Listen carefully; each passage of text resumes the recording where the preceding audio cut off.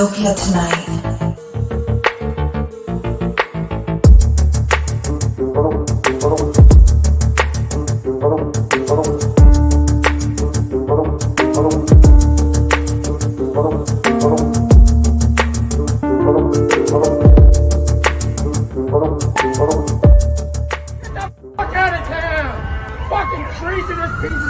Dystopia tonight. Gentlemen, how are you? Thank you Good, so man. much, man. Anytime I can hear that my comedy broke up a relationship, I know I'm onto something. My work is done. Dude, do you know which one I'm talking? I bet you do. Do you know which set? I'm assuming you mean the set where I talked about being 40-something, single, never married, no kids. I did it. I made it through the maze. Yes. Dude, I'm not even kidding. I was in Connecticut. Do you remember the comedy club City Steam in Connecticut? Sure. Yeah, played there many times. Yep, I'm doing City Steam. I've got a full weekend there, and I brought the girl I was seeing to that club. We're in the hotel room. You had just done that Letterman set, and I'm like, oh, I love Ted. We got to watch this set. You did this, and I'm sitting there the whole time. I'm like, fuck, I got to rig out her. And I'm dying laughing, and she's not having like. I hope you waited at least till the end of the set. I think I let the weekend. I waited the weekend. We got to use the hotel room appropriately, and then a couple of weeks later, I was like, "How do I get out of this? Maybe I'll just show her the set again." Yeah, that's right. That's right. No, you saved me. So I was, but that was a beautiful moment. So I can't thank you enough. Happy to help out, man. Do you remember the first? I saw you all the time in New York when I was bumming around doing, crappy bringer shows and stuff. And you were always super, super nice to young comics. You're always super nice to me. But you and I worked together.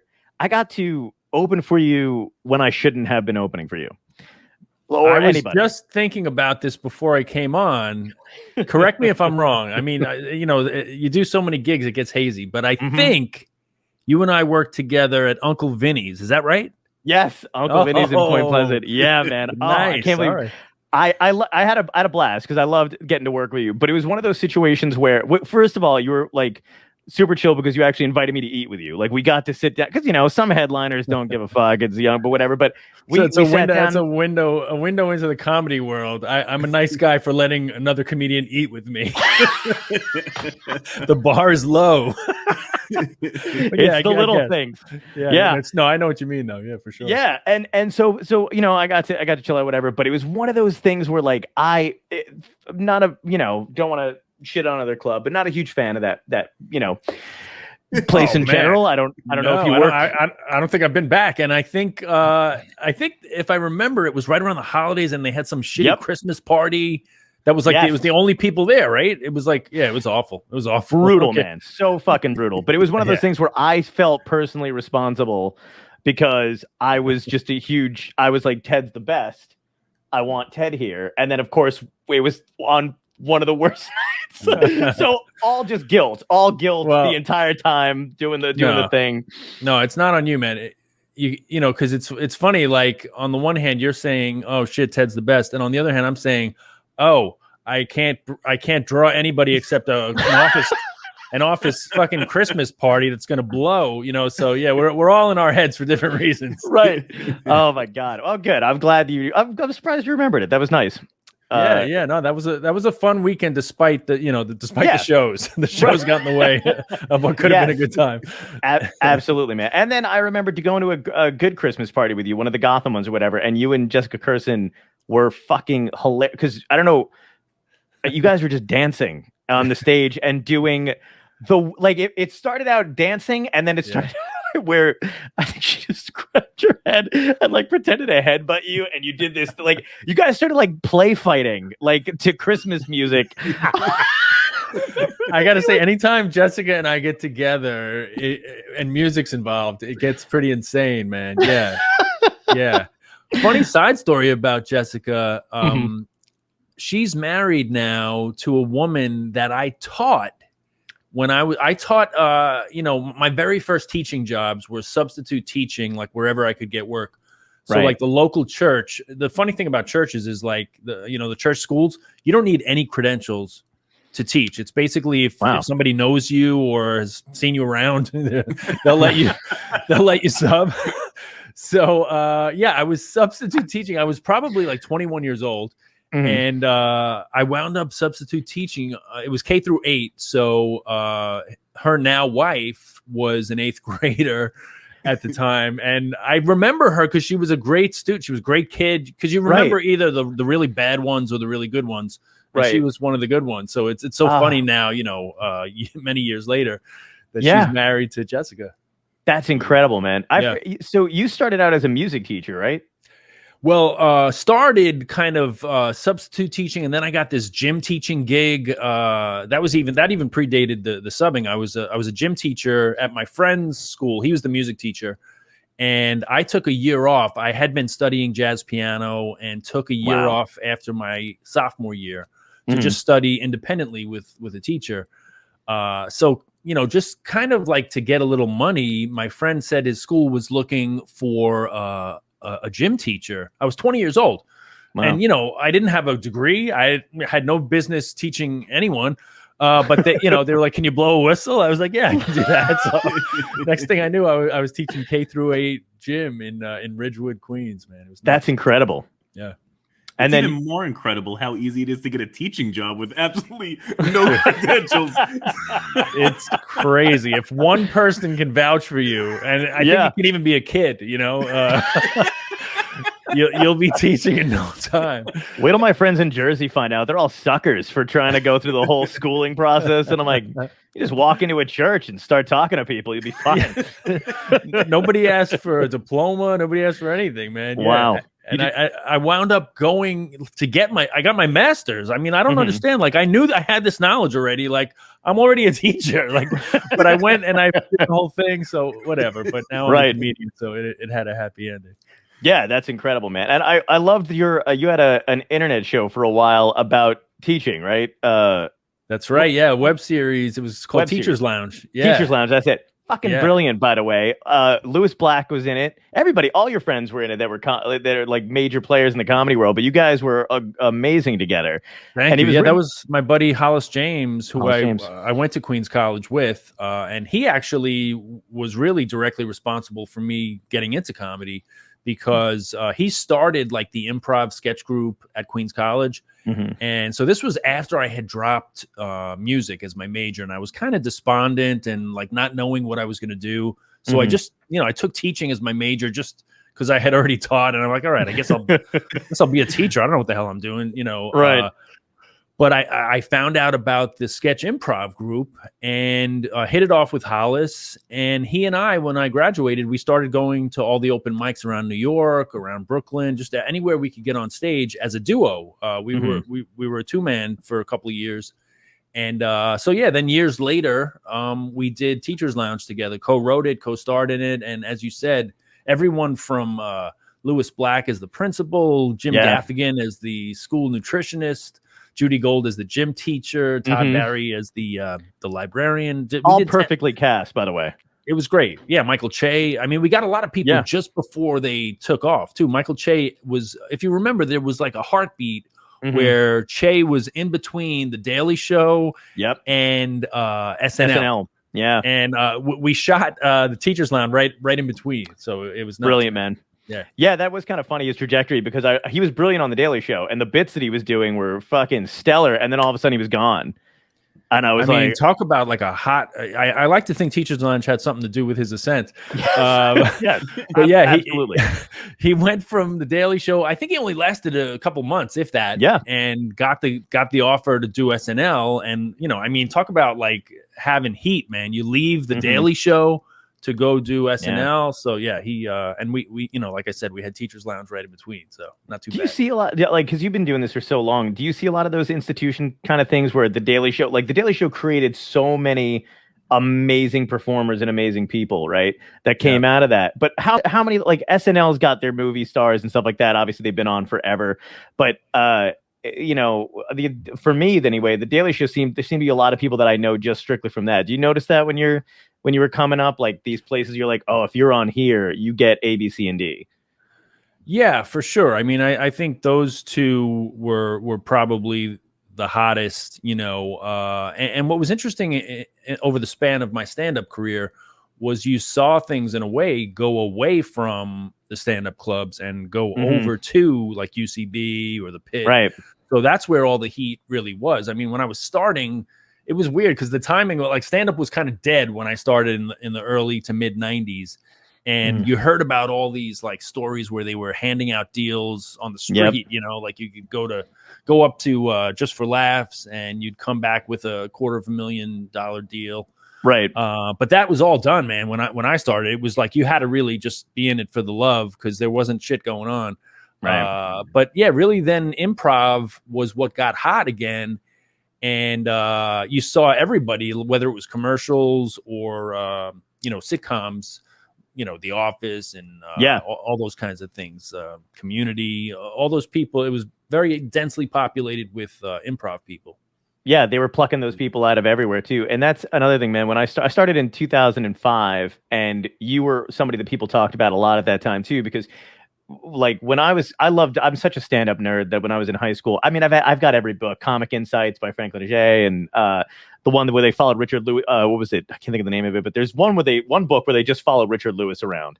And this one reporter just goes, talks to him and all this other stuff and all those guys. But when you read I opened for him out at Cobb's one weekend out in San Francisco, and it was so wild, man. I'm sure the book alludes to this, but he was the only headliner I ever worked with who the entire weekend would just show up when it was time for his set, like as I was bringing him on, because because of like staying clean and not wanting to be tempted, but he was I guess in 12-step program. So so he would not like our interaction was just he'd come in the back door and I'd introduce him and then he'd be on his way as soon as the set was over.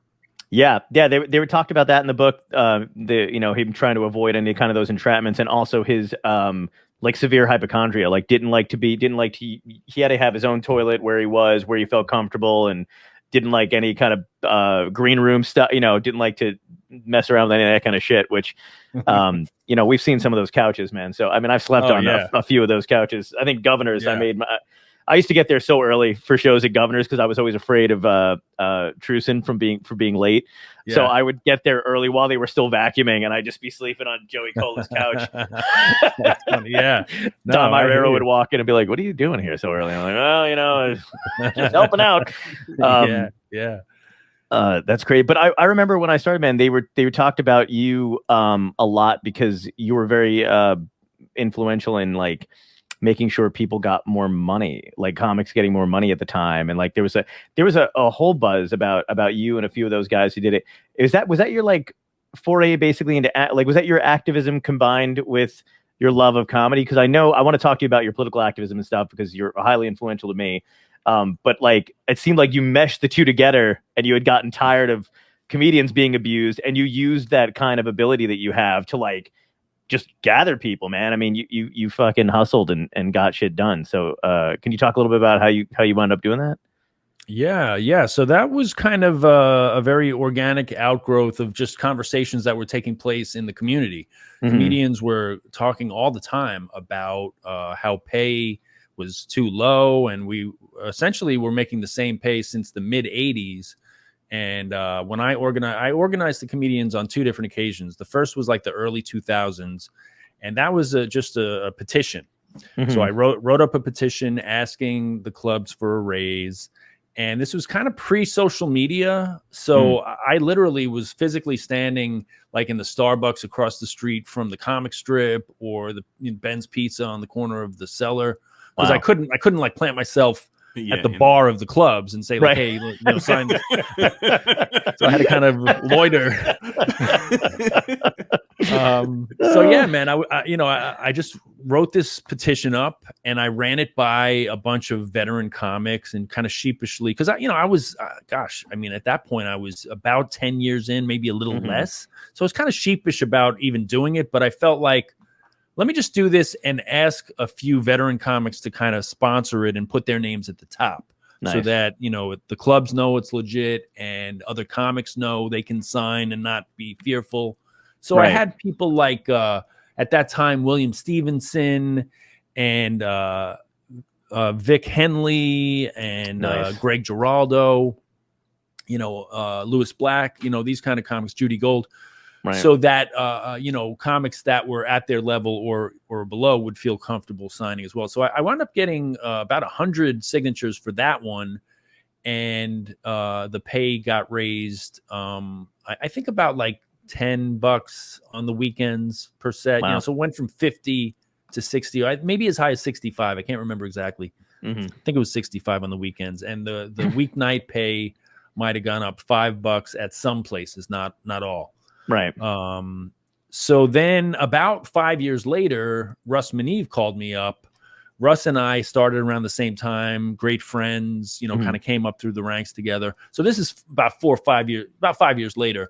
So now we're kind of veteran guys who have done all the shows and, kind of less to lose. We've got relationships with the clubs, and we're at that kind of prime spot where we don't give a shit about the clubs, Right. like what are they going to do to us? I'll just work somewhere else. Yeah. And we're not like so far advanced that like we don't care about the clubs, like we're not just doing drop-in sets. We earn our living at the clubs when we're in town. Yeah.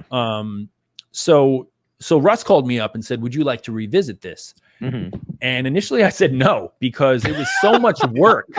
Right. It was like a full-time job, man. Like I said, going to the Starbucks and people Yeah. don't show up, or, and it was before like this real connectivity of the internet. Like, people had cell phones and stuff, but it wasn't like as simple as it would be now to just organize and send out a thing and everybody signs it, Mm-hmm. So I said no to Russ initially, but then I saw, he kind of was persistent and came back to me a couple times, and I saw like, oh, he means it. He's as invested as I was the first time. So he kind of lit my fire again, and I was like, yeah, let's fucking do this, man. So we did it again, and this time we had like 300 comedians. Wow. And it was called the New York Comedians Coalition. Yeah. There was some discussion about forming a proper union, but comedians being who they are, like, everybody's like fighting, and people don't want to fill out paperwork, and we're such like, we're freelancers, and people, I guess, are worried about taxes, and all the other things. So we did not in the end vote to unionize, but the coalition served as kind of a body to collectively bargain. So we wound up with the help of AFTRA, and I should mention Stephen Burrow was the president of AFTRA, with a long history going back to like Norma Ray and shit like that. He was a lawyer that had a long labor history, so he served as kind of our mentor. And so that really helped. Like, I think some of these clubs were expecting the ragtag bunch of comedians to walk in and be like, give us money. But we had Stephen Burrow with us, and this guy was legit, man. Very, very soft spoken, but very kind of commanding presence. So yeah, he certainly deserves a mention as well. So we wound up getting a pay raise a second time. Yeah, that's incredible, man. It was the New York Comedians Coalition that I remember when I started, because I didn't understand. I was brand new, and my perception of comedy when I first started was I legit thought everybody made a decent amount of money. I thought that you guys were like raking it in and having a good time and making money, and then I slowly found out that no, that's not the case. And you guys had started organizing again. And I was like I was impressed, but I was also like intimidated by it, because I was like, holy shit, like there's a lot of stuff I don't understand. Like, and by the way, still don't understand about the business. Sure. Well, the business does not make sense. To quote Dan Natterman, I love a quote that he once said, this business has no business calling itself a business. That's great. I love Dan Natterman. Yeah. So it's a crazy, in a lot of ways, it is symbolic of kind of the chasm that you see in every field, where it's the haves and the have-nots. Like, you kind of hope to win the lottery, right? And everybody points to Chappelle and Seinfeld and whoever else. But like, meanwhile, if I'm going to these clubs, I'm still making $75 to $100 for a set, so it's insane. I was talking to Steve Breen, who's a great political cartoonist if you don't know him, and but he was talking to me about just cartooning in general, and he goes, it's basically the same thing you just said, where he goes, everybody's perception of a cartoonist is Schultz and Jim Davis, who created Garfield. And he's Right. like, and they all think we've got merchandising deals, and he goes, and the reality is no, we're going publication by fucking publication, and you know, a lot of us are like struggling for money or whatever. He goes, you talked about one day where he was just blown away. He got to meet Charles Schultz, and he got there, and Schultz had like a Porsche outside of his house, and with the license plate just with a Charlie Brown stripe on the. Yeah, and it was just that. And he was like, "Oh, I gotta make that kind of like." He's like, "I'm nowhere near that level," but yeah, it's fucking weird. And now I love to. So you did that was the first time I realized that you were like well organized and you meant business as far as being hysterical, because I always saw you guys you and Jessica I always saw at the clubs a lot. And Jess was always very nice to me as well. But you guys also made me laugh, like doubled over laugh the hardest. Like just so it was always fun to see you guys doing whatever you're doing. But then I saw you like on Facebook a lot, and you were very vocal and active. And I used to bug you, by the way, and I know I did, because I'd be like, "Hey, man," because I was just like, my first like protest, and I've talked about it a couple times on the show, so I'm sure people are like, "Jesus, shut up." But I got detained by Secret Service. That was my first ever good way to start, man. That's a good way to start. My friend and I were 19, and Bush was coming to our town, which we really got defensive over for his second re-election, and we were like, "Not in this fucking town!" Like, and we went to go protest, not realizing that we were in a completely red county, and we would be the only two. So we went, and we had we had opened up a trunk, and we had signs and fucking a shirt and the whole thing, and they tore our signs up and stuff, but we we went into the convention center, and I just remember taking another sign and unfolding it out of this giant sweatshirt I had and like held it up. And then and we got flanked by people who were dressed down. We made it into the newspaper. Nice. We were cuffed, and my stepdad was the chief of state park police at the time, and my parents were at a Halloween fest or some kind of shit or whatever. They didn't know we were doing this. And my friend's parents are like strictly conservative. He went to TCNJ. So the next morning, my mom was like pounding on my bedroom door, and she was like, you gotta call Sean. You're in the paper. And I was like, fuck. And like, he lived in a cul-de-sac, and we just stole everybody's newspaper. And his parents to this day don't know.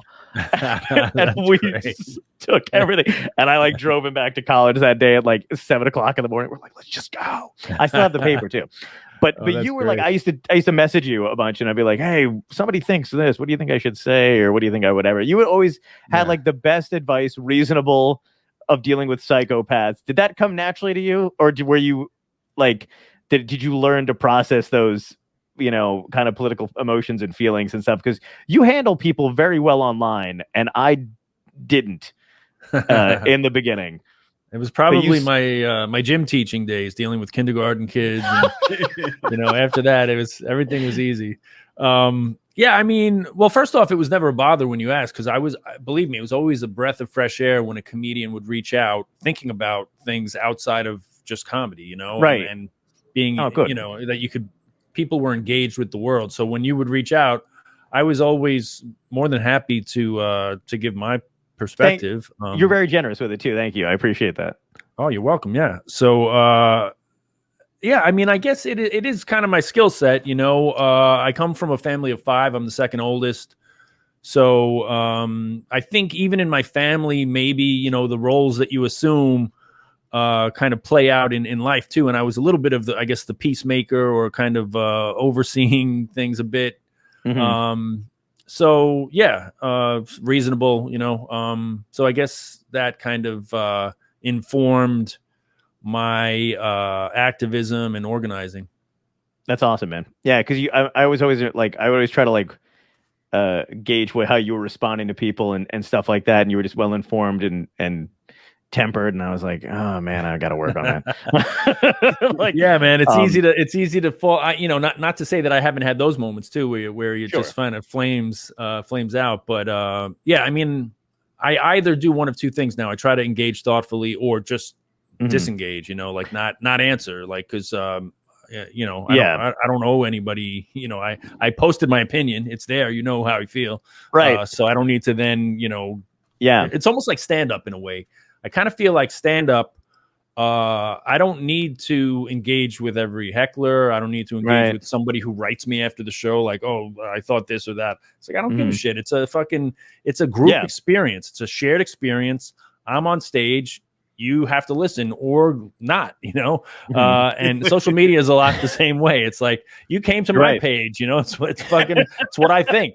Yeah, exactly. Yeah. You're in my house. What are you talking about? Right. Do you remember what the impetus was to combine the social activism with the stand-up? Do you remember a certain point where you were like, oh, I'm going to put these two together? Or do you think it was always that intention?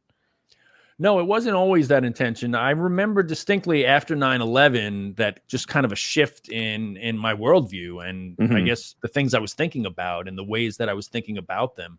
And even the way I thought of my career. Because when I first started, it was the Seinfeld era. So it was jokes about nothing. Yeah. And he was the template, in that time that I was starting. He was like what you look to as this is the path of, the ideal path. You do stand up for X number of years, you get on all the shows, and then you figure out your sitcom. But when 9/11 happened, I guess it just like, it made me start to question and to think about so many different things in different ways that I started writing about those things. And it kind of came more, I think of it actually, I think you can distinctly see it as far as publicly in my two Comedy Central half hours. My first one was very kind of, like I said, light and personal, talking about being a teacher and all that material. And then the second one had a lot of stuff about Bush and Cheney, about Katrina, about the things that were going on in the world. So and that's not that far apart, but that shift had taken place. So it's interesting to me, but I'm as proud of all those jokes, one or the other, but it kind of shows the evolution of what I was thinking about and what I was writing about. And it's you. I mean, and it is you. It's not like you're doing this because you're, got an angle or a hook. It's just, this is who you are. And believe me, it's a bad angle. Anyone out there watching? I hear you. If you're doing it for opportunities, I would strongly advise against it. It has to be really authentically what you feel, because otherwise you're shooting yourself in the foot. Wish you'd told me that 10 years ago. Do you feel any kind of like, it's weird, man, because I feel like, because of how popular or how much attention comedians seem to be getting now, especially with all the different platforms you have, it's not just about having a network show anymore.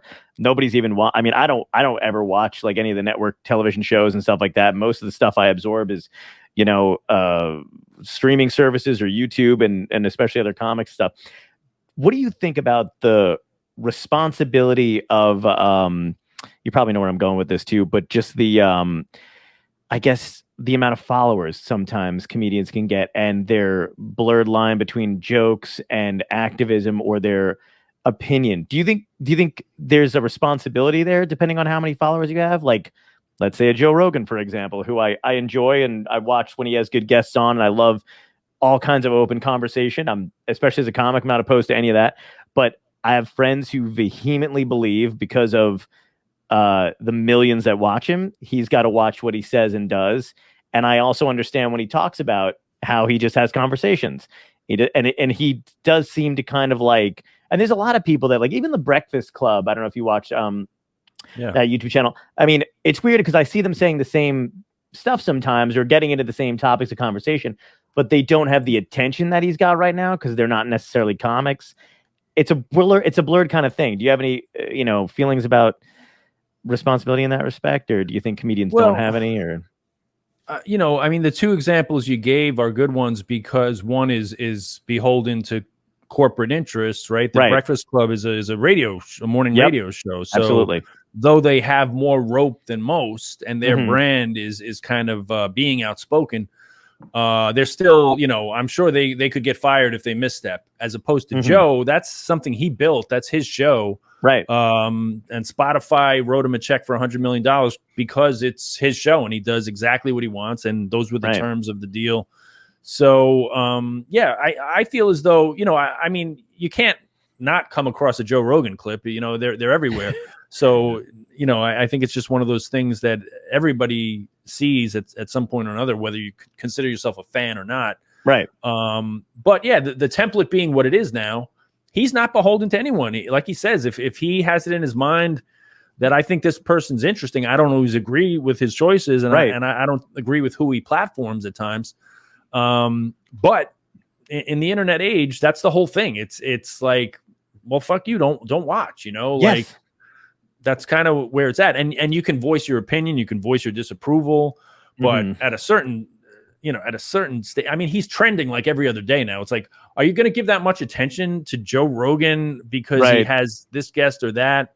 I mean, it's worth, I think, discussing, like, how are Mhm. you using your platform, and are you, because let's put it this way.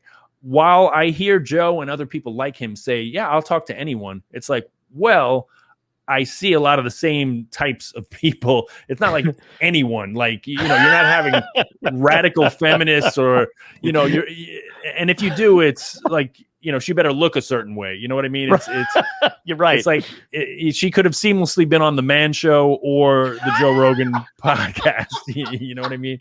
Yeah. So, yeah. So, but it's his show again. So that's the way it is.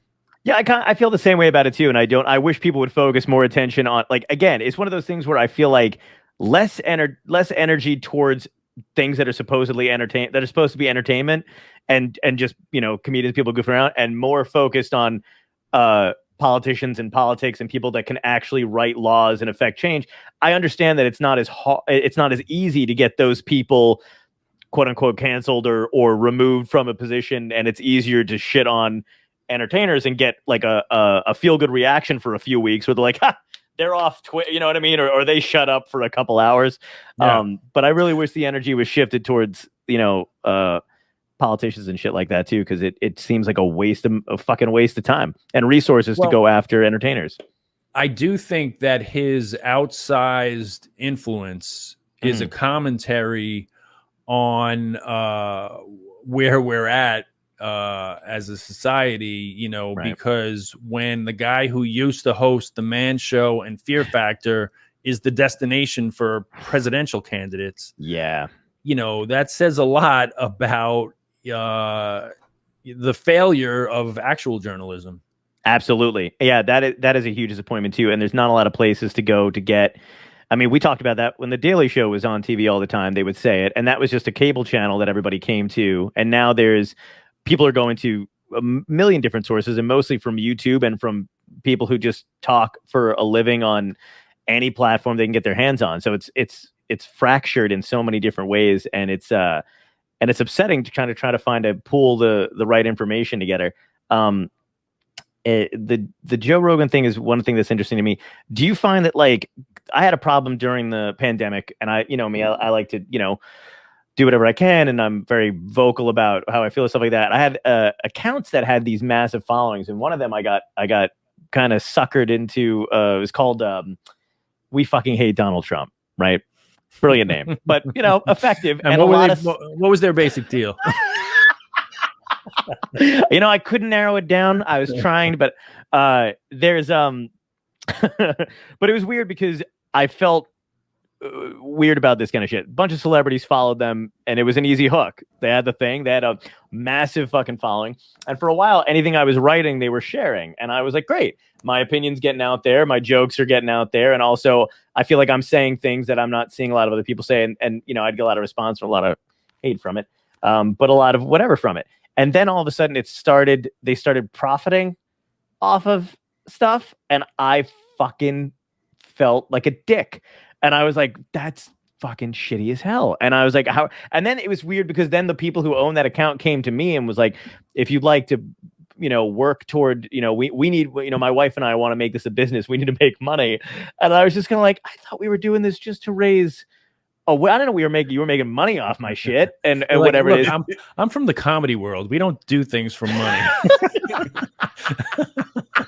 Exactly. I was like so fucking confused by the whole thing. And I was like, well, how much money are they making? And then I did some digging, man. And they were making hand over fist over curating other people's material and shit. Yeah, and I was like, so on one hand, my trying to do the right thing platform side, it was like, hey, all that stuff's getting out there. Good for them. And they're raising awareness. And then I was like, they're making a fortune. Yeah. Is it? Well, that's true of any platform you post anything on, right? You just happen to know the people in this case. It's like whether it's Zuckerberg or this couple, somebody's making money off the shit that you're posting. Yeah, that's a good point. It's my eternal battle with capitalism that I don't want to be poor, but I also don't want to be used for other, which is never going to stop. But I think that was like my first. I don't want to know the people that are fucking me. Let it be some corporate CEO that I'll never meet.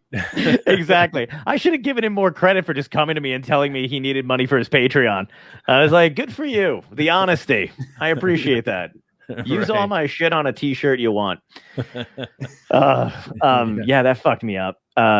So did you, I know I've seen you talk about Biden and shit like that a lot, and I'm torn between kind of ossifying over the fact that at least it's not Trump or whatever. Like I had this thing over the Burger King situation where they were, they're doing those fucking commercials against Chick-fil-A. And then giving 40 cents to the LGBT community. And I was like, they're basically like, hey, our poison doesn't hate. So if you want to buy it, we'll give 40 cents to whatever. And people were like, come on, man. Like, can't we just have a win? And I was like, I don't think it's a win. I think for 4 years, they shut the fuck up when they were making money. And now it's safe to be like, hey, we're LGBT.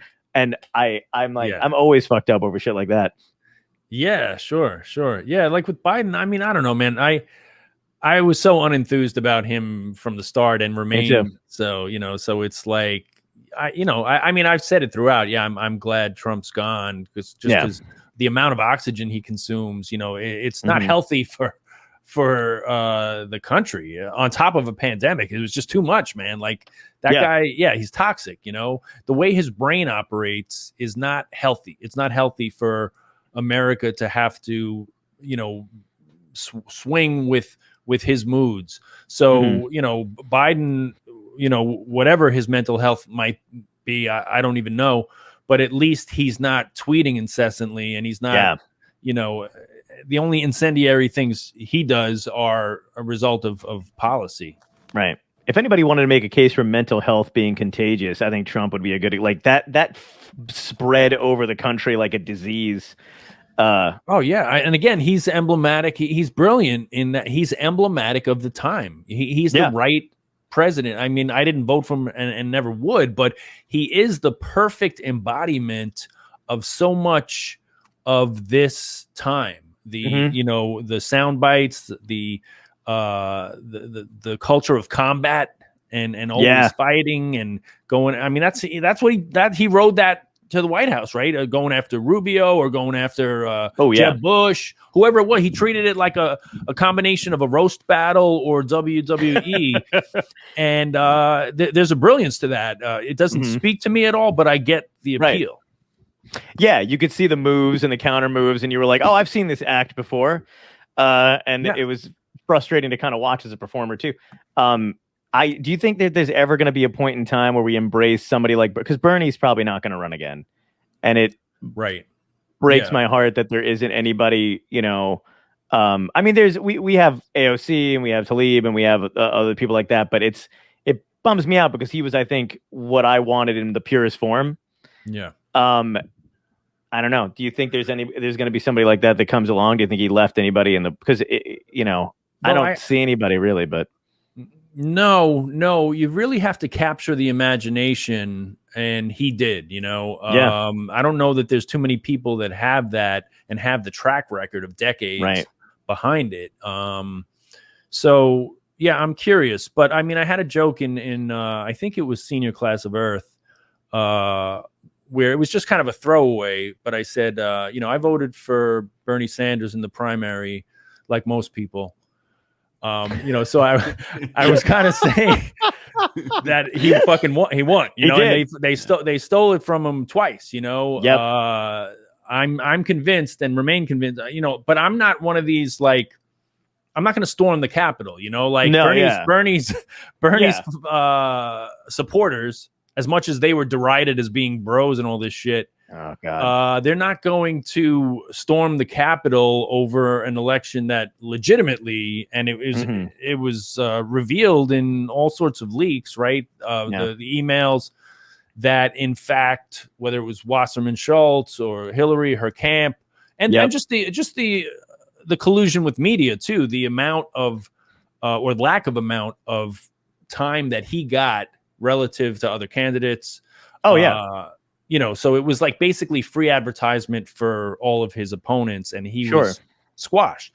I agree 100%. He's not my perfect candidate, but he was like one of the first guys that truly invigorated me to get involved, to knock on doors.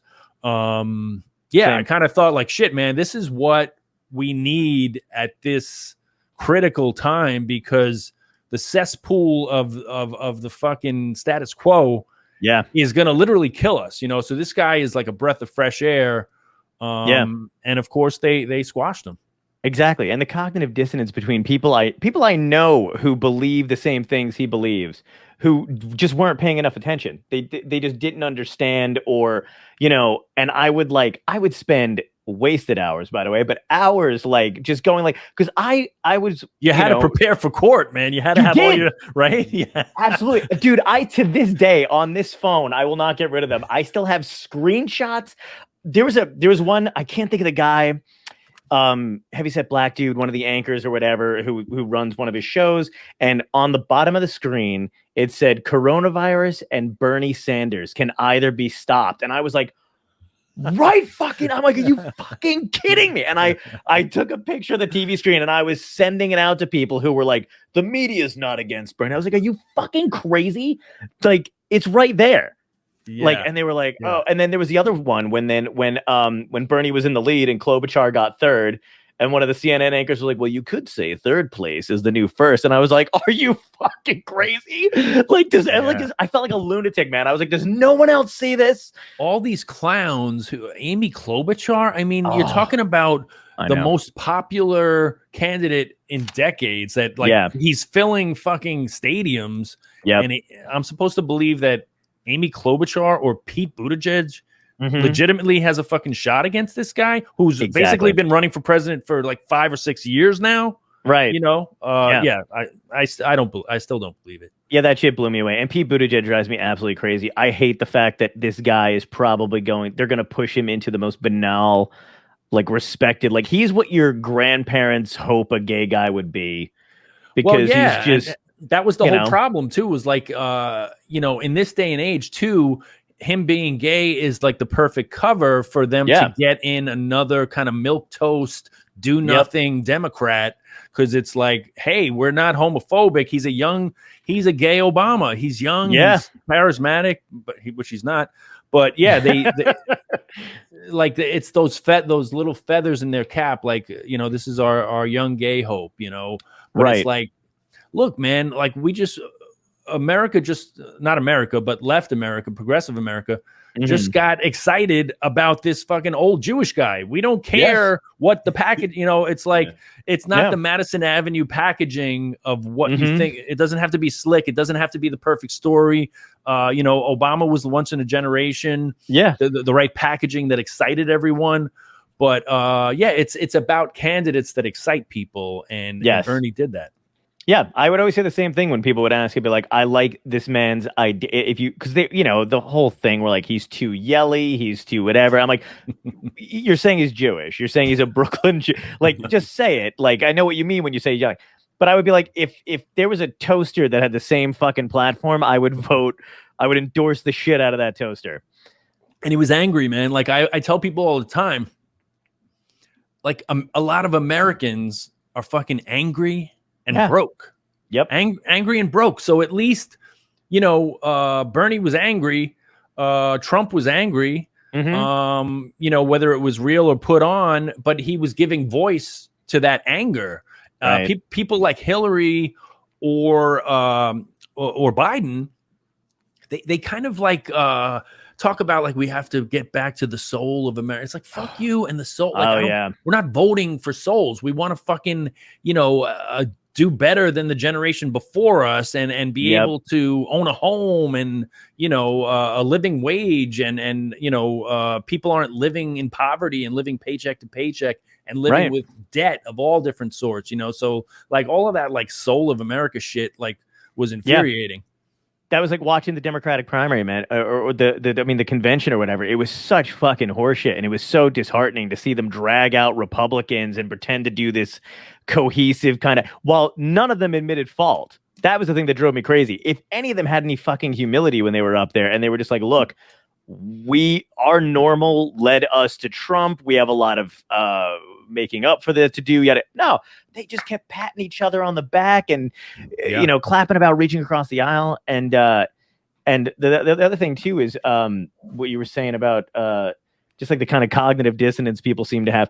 Do you ever feel like people are writing their own West Wing style script for the Democratic Party? Like I'll watch Biden speak and I'll get nothing out of it or whatever it is, and then I'll talk to a friend who's a Democrat and they're like the strength and the way he was looking at and I'm just like, are you are we watching the same shit? I don't get it. Yeah, I think some people are just so elated that Trump is gone that they ascribe a lot of qualities to Biden that I honestly don't see. Biden and Harris for that matter. Yes. Oh God, Harris, man. That's you ever have a friend who like is getting to the point where I've had friends who are women who just really want to be in a relationship, and then you realize they're getting older and they're getting to the point where like the guy that they introduce you to, they just have a checklist in their head and they're just like, he's this and he gets me and he's funny, and then you actually meet that person, you're like, this is an idiot. And they're like, time's running out, and exactly. So this is it, whatever is up here, that's who he's gonna be, and that's who I'm gonna keep telling people he is. And then I meet them and I'm like, am I nuts? I don't see any of that in this guy. I think he's stealing from you. Yeah. I mean, I just have to like disengage again from politics, because people that are that passionate, and I have even members of my family that that are that passionate about Biden and Harris. It's like I can't. I'm not going to try to convince you otherwise, but I just see this as continuing down the path to this extinction. Oh yeah. Yeah, exactly. Well, it's the I'm the same thing. Like people in my family too. Like we literally just don't talk about stuff at this point anymore, because like even my people in my family who are like pretty liberal and democratic still don't understand the issue with police. Still don't understand why I'm so vehemently. They assume that I don't want them at all, or any of them, or any of that kind of crap or whatever, and they don't understand the history of it. They don't understand that there's this I've even tried to explain it this way, where I'm like, individually I'm sure there's people that I know who are cops who I like individually. They're great dads, they're nice neighbors, but collectively in that institution they're scum. That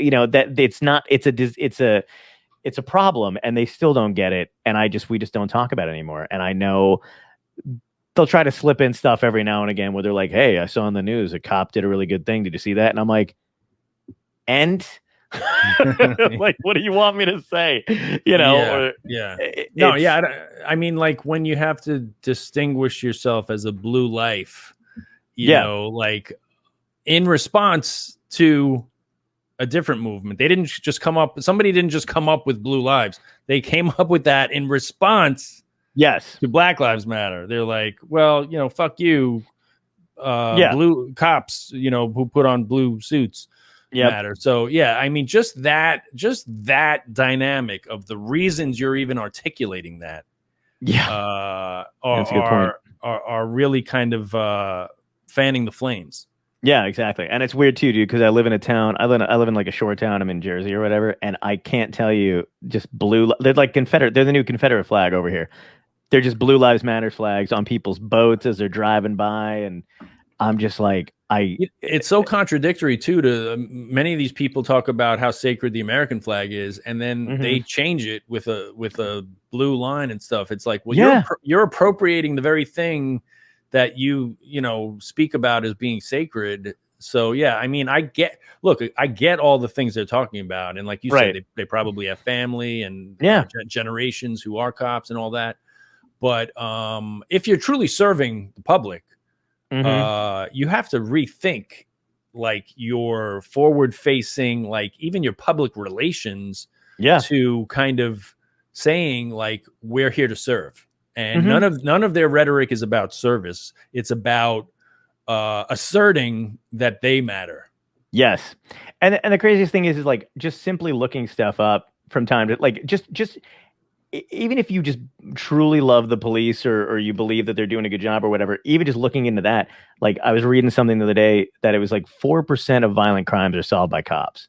4% out of the whole. And it's like, wouldn't you just want that to get fuck everything else then? If you don't believe that one particular group is being oppressed versus another, just wouldn't you want it to be higher than 4%? 3% of those are like, there's a dead body right there. I solved this. I mean, exactly. It's like, wouldn't you just want that institution to be like if the whole thing is feeling safe, which I know people just feel safe when they see somebody. I don't. I've been pulled over on my bicycle, like literally like where they're just like, because I look, I apparently a beard and like long that, hair. You were near a playground. I would yes. Yeah. The fact that I look like the dude who gave Jenny AIDS in Forrest Gump is a little alarming, I would assume. But yeah, I'm like, what do you do? Like, why the fuck is the interrogation? It just blows me away, man. It makes me super frustrated. And the whole discussion really is that you can't talk about it as one thing because different communities are policed differently. So you're talking about the cop who shows up at the bake sale and who shows up at your church or whatever, but they're talking about the cops who are essentially like occupying their neighborhood, and harassing them and making them feel unsafe. So if you can't see that we're talking about the same institution, but that treats different populations differently, then you're kind of missing the whole point. Also, the craziest thing to me too is I know a lot of people, and I watch some of this stuff every now and then. I was watching do you see the Son of Sam's documentary on Netflix? I haven't brought myself to, because now that I'm married too, it has to be voted on. You have to have the unanimous. That's right. Oh, happy Father's Day, by the way. I'm sorry, I forgot. Thank you. Monday. Yeah. That's all right. Yeah. But I know what you mean, and that's probably for the best because I watched that shit by myself and scared the shit out of myself, and I got really into it over the pandemic for some reason. Like it wasn't sad enough, but I was watching all that shit. But it's insane to me because I know people in my family who do the same thing. They'll watch that stuff, and every time you watch those programs, like Evil Genius is another one if you haven't seen it yet. Great documentary. But it was about that dude in 2003 who went into the bank with a bomb strapped around his neck, like an actual device, and then they extrapolated on all that. It's insane, dude. But anyway. But every time you watch it, it's cops hiding information or not working with other law enforcement agencies who wound up stalling the whole thing. It's just, dick wagging through the whole thing. And I'm like, how are you watching this true crime shit where every single one of them is the cops, blocking justice from going through or stalling it to some extent, and then still believe and still wave your Blue Lives Matter flag, and like I feel like, and this is maybe whatever weird thing to say, but I feel like the only time in history when I'm looking back on stuff where cops weren't oppressing anybody was 9/11. The only time they were doing that was when they were running into a building. Everything else, they're beating the shit out of gays. They're killing black people in the streets. They're always on the wrong side of fucking history, even when they're trying to quote unquote solve a crime. So I'm like, how many reporters have to go nuts because the cops are trying to make them look crazy because they're trying to point out that they fucked up a case? Yeah, I mean, also, I'm sorry I'm yelling at you. I don't know why I'm yelling. Well, I did do a year in the police academy. No. I remember watching Michael Moore's, I think it's his most recent, if not, second to most, Where to Invade Next was the name of the documentary. Oh, yeah. I really enjoyed that because he explored different countries and the way they police, among other things. It had it was kind of ambitious. It had a lot of different themes, but one of them was the way different countries police and the way they treat drugs and drug addiction and all these types of things, and crime, and rehabilitation, the prison and stuff like that. And it was, again, so illuminating and really, in a sense, like jarring to see how wrong we get it compared to these countries. I think, gosh, where was it? Portugal, that they distinctly do not treat, they treat it like a disease, not like a crime, drug addiction and stuff like that. And a lot of these places aren't armed again. So, there's all of these obvious examples of places that police differently and have better outcomes. But we just obviously, because of I guess the strength of police unions, all that shit, we just choose to continue to ignore it. I think a lot of it too is it's like, let's remember that we claim to be pure capitalism, right? And it's all about money. There's money in the prison system. There's money in the police. Like, the police are utilized, and I'm not knocking anybody, but the police are utilized by the politicians to drain as much. They have more pressure on them to give out a ticket than they are to save a life. Right. It's like, make sure you generate revenue for your city, generate revenue for your this. So it's all money. So we have to blame like the chain up, because they're another paramilitary thing. And I feel bad. Like, do you blame a soldier for killing in war, right? They create these paramilitary divisions and they say, this is your job, you do this. And then they get brainwashed like a soldier does, break them down. This is your job. You answer to your higher up. You really have to blame the top of these chains more than you do the, Sure. I feel like, too, the media is so like exploitative. If you're a major machine, you can show us the instances on why this person from this race is bad. Look at them in this news article. And this cop from this precinct is bad. Look at him in this news article. When 99 out of 100 of this race and 99 out of this 100 of this officer are probably good people that aren't trying to do anything wrong by anybody. But if we're caused to focus on, like, they know how to manipulate like what we're seeing better than we know how to decipher information. It went from no information to just a headline to so much information and misinformation. I don't know. Sure. It's boggling, Yeah. No, those are all great points. The one distinction I would make is that the 1% of police that are corrupt, and let's face it, probably more than that, they're sworn to protect and serve. Like if you're just comparing them to like black people or brown people, or you know what I mean? I'm not even saying that. I know you're not. You're saying the way the media chooses to get a rise out of. No, I'm just saying, like, America in general is so capitalist. Like, even doctors, like, they take the Hippocratic Oath, right? They should be treating, not because you can pay the $2 million cancer treatment, but treat you to save your life. But let's be honest, it's turned into a business. A hospital is a business, a police force is a business, a prison system's a business. So nobody's really serving us as a society, right? People, and listen, I'm not knocking America being anti-American, but like, people are like, oh, you're crazy that I enjoyed Norway. I was like, there were very happy people there. Like, they were they were engaging and embracing, and they have a capitalist side to them, and they have a very like social forming structure. And I think it's amazing how the powers that be, whoever they are, can make the people that are the most socialist cheer for the capitalist, and the people that are more capitalist cheer for the social structures, right? So like, every cop is rooting Republican, but they're literally take tax dollars, pay the cops their salary, like so and so, and then and then all of us who are like more entertainers or free capitalists, where if we don't do a show, if we don't gig, we don't eat, and then we'll be more for a social structure. And I think just by showing that dynamic that we've all like come to root for the other side, I think it's an art in manipulation, like from for sure a higher level, But I'm not like knocking anybody's vantage point on anything. I'm just like, that's how it runs through my head. I'm always down to knock America.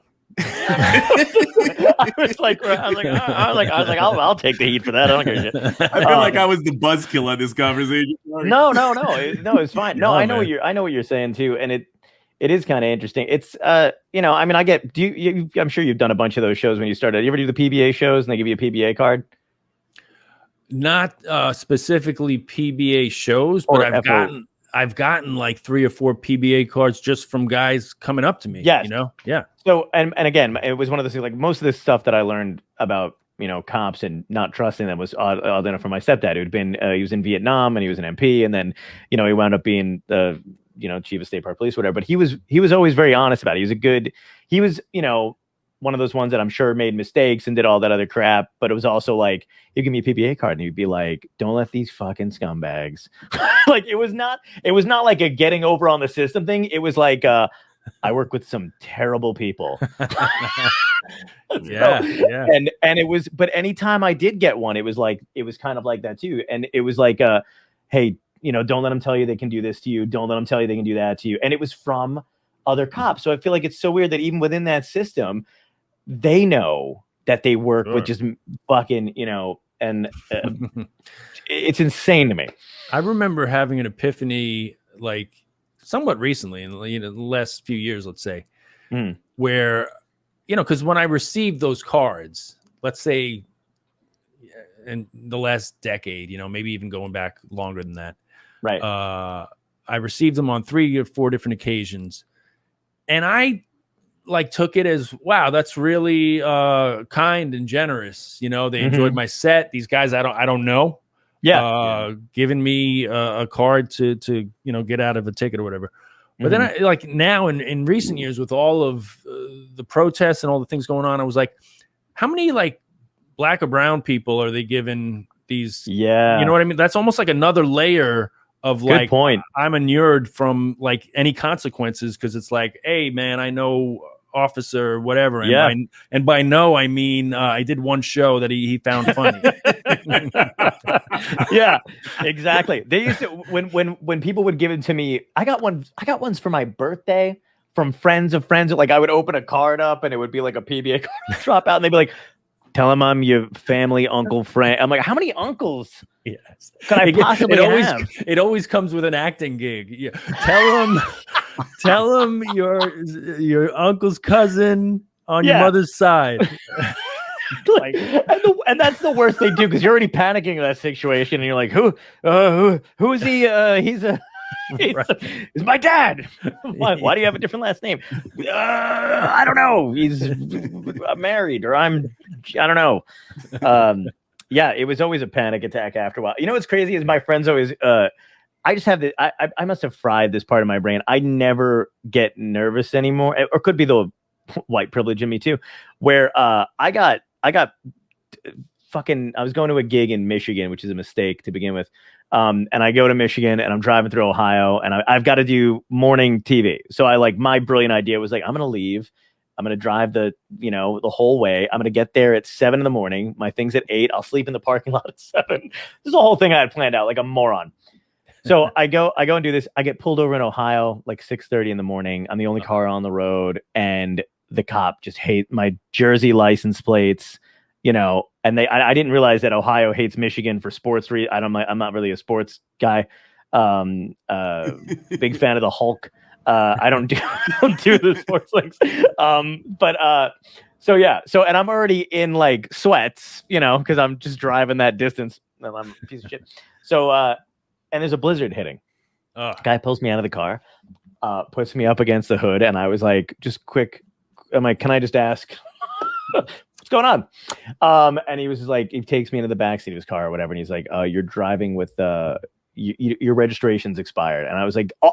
And I immediately snapped, and I was like, I don't understand, all this for my registration. I'm like, well, unfucking cuff me, and I'll show. So I literally pulled up on my phone, and I was like, I paid the registration, and he takes his phone and he goes, now what my computer says, and then gives it back to me, towed my fucking car. But this is where my friends are like, you're insane. I snapped, and I recorded the whole thing on my phone, and I was like, this is why people don't trust cops, by the way. They're like, because you could fucking let me go right now, but you won't, will you? And there's no you could get shot. And I just come from LA too, so I was a little tanner than I probably should have been. But I was just the whole thing was just running through my head, where I was like, and he dropped me off at a Denny's, and then I had to wait, and I settled it with my DMV, you know what I mean? But I had to wait till I missed the TV thing. I wound up getting the worst case the flu I've ever had in my entire life, just from the blizzard hitting, and I was in sweat, all my shit was in my car when he towed it. But yeah, and then my friends were like, yeah, you're lucky you didn't get like, it was one of those things like after realizing how other people are treated that I was like, I was in the back of a cop car screaming what an asshole this guy is. And nothing happened to me because I'm white. You've watched enough. You've watched enough true crime to know that's not the way to handle that situation. Exactly. I was like, holy shit, I should not have gotten away with any of that. That's alarming. But the fact that this guy, when I actually got to, it's funny, the person who booked me for the gig at the one comedy club used to be a lawyer. Like I think knew somebody who was a lawyer, and they were like, oh yeah, they just did that because you're from Jersey, they're bored, and your registration was fine. And I was like, fucking really? Like all of that cost me. When I went to the tow truck place to get it done, I had like paperwork from the DMV, and the guy goes, oh, we don't need any of that. He goes, just $200 cash will be fine. And I was just like, what the fuck? Like it was it's a racket, right? Yep. So, but yeah, that was my thing. I don't want to I don't know if you can stay any longer. You said you had a hard out, right? 9:30 is pretty much it. So yeah, I should probably roll. Yeah, thank you so much for coming on, and we'll plug the Lost album, which I've already listened to it. It's fucking amazing.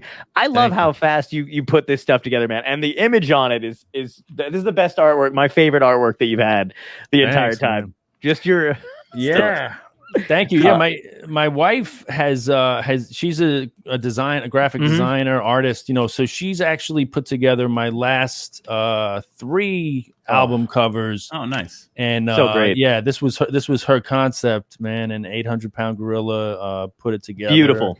Yeah, I dig it too, man. It's from like the 10 years in between my first and second album, As Much As You Want, and I did it. The one you were referring to, I did it. I made it through the maze. About 11 years went by actually between those albums, and I had put out like Comedy Central special. I had been on Letterman, so the material was going out, but I just never put it on an album. So that's what this represents, is those years. So that's hence the name, the Lost Album. Incredible, dude. I'm good luck. Before you go, sorry, we just always ask everybody one question before they go. I know, John. No worries, I got this one. So, is my registration up to date? Exactly. Somebody comes in and grabs you. But we always ask, if you could give one piece of advice to you starting out, like a young you starting out, pre-teaching, and you could say, this is the one piece of advice I could give you from the future, what would it be? I think it would be that the relationships are just as important, if not more important, than the work you're doing, because I think I was, not for any reason other than I wanted to be good at comedy and get, and grow. And I was so hyper-focused on the work that like for the first, I tell my wife this all the time. I'm like, I don't know. I think it was because I was from New York too. Like so many people that were transplants, they would hang out just by virtue of like they needed to. But I was from here, so all my friends, all my family was. So I wasn't like thinking of it in terms of like these are my friends. It was just like I do my set, I go home. But that was the thing that it took me a while to learn. Like, no, man, this is your community. These are your friends. And the relationships are really what carry you, and the good and bad times, the ups and downs. You have so much shared history with people over the years, so that's something that took me a while to learn. That I would definitely tell younger people and my younger self. That's awesome, man. Thank you so much, dude. Appreciate it. Good seeing you. Thanit you guys, man. It was fun hanging. We'll do it again. Yeah, such please. a pleasure. Thanks, Looking forward to it, man. Have a great one. Thanks. Take care, dude. Peace.